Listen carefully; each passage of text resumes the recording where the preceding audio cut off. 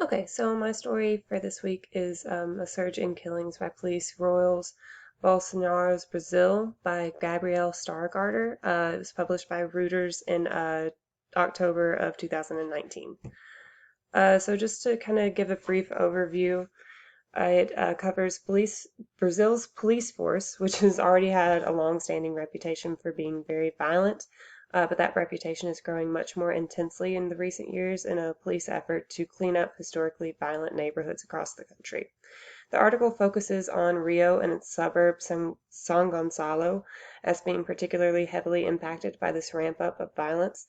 The numbers of police killings in Rio for the year of 2019 in just August had already reached 1,249, which ended up being approximately 5 people per day, a fifth more than the previous year.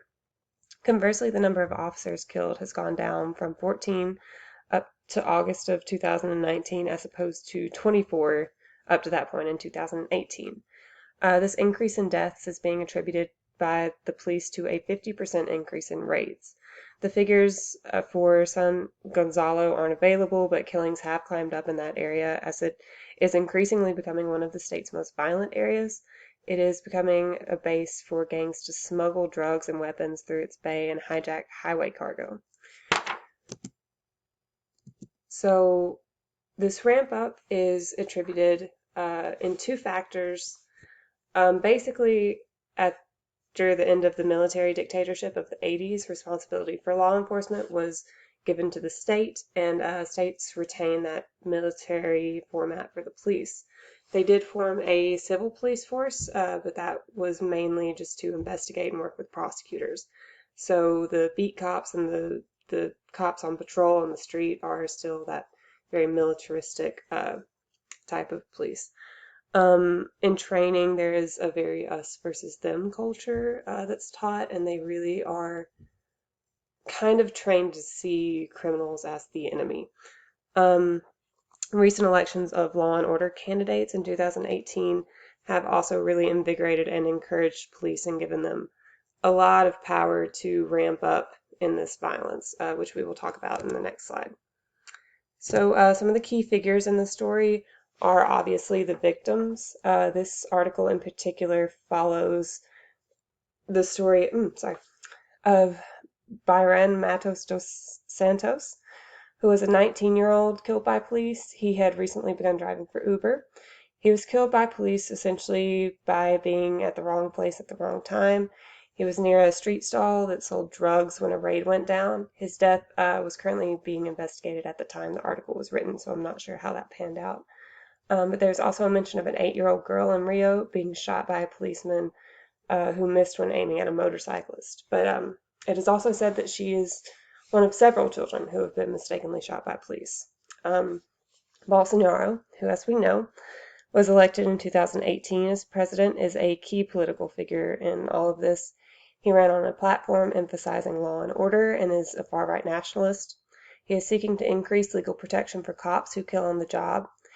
He has proposed a bill to lessen sentences for officers who kill on the job due to, in his words, quote, excusable fear, surprise, or violent emotion. Bolsonaro has also said that, quote, that criminals should, quote, die like cockroaches. Wilson Witzel, who was also elected in 2018, is Rio's governor, who similarly ran on a very law and order platform. He has ordered snipers to fire on suspects from helicopters and told foreign journalists that suspects should, quote, surrender or die when confronted by police. However, there is no evidence at this point that either has directly ordered police to break laws or methodically kill criminal suspects. Rio's 7th Military Police Battalion is also really highlighted in this article. It is the state's most lethal battalion. Since 2003, it has killed 1,055 people. In 2019, up to August, they had already killed 137 civilians, 35 more than any other battalion in the state.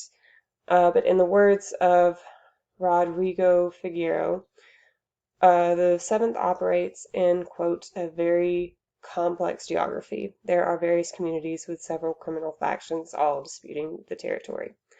Also, Patricia Hacioli, I'm sorry, I'm not sure how to say that, but she was a state judge who put away dozens of corrupt San Gonzalo police. She was shot outside of her home 21 times. 11 officers from the aforementioned 7th Battalion, including its chief, were convicted of planning and executing her murder. So some of the connections to the class, mainly as I was reading this, it brought up a lot of the issues that were discussed in the Mariel Franco video, mainly the police assassination of Patricia. Um, although, you know, Mariel hasn't been confirmed, I guess, but it really sort of seemed to parallel the motivations and stuff behind that, and the violence in the favelas in the slums, which was discussed, is really gone to in depth in here. And the commander of or a former commander of the 7th Battalion has described San Gonzalo, where a lot of the article takes place, as a giant favela. So yeah, just the theme of encouraging this very militaristic approach to uh, criminals and policing that we've seen these certain candidates take up and, you know, achieve success running, pushing those theories has really, really come through in this article. Anyway, sorry this was a little long, but thank you for watching.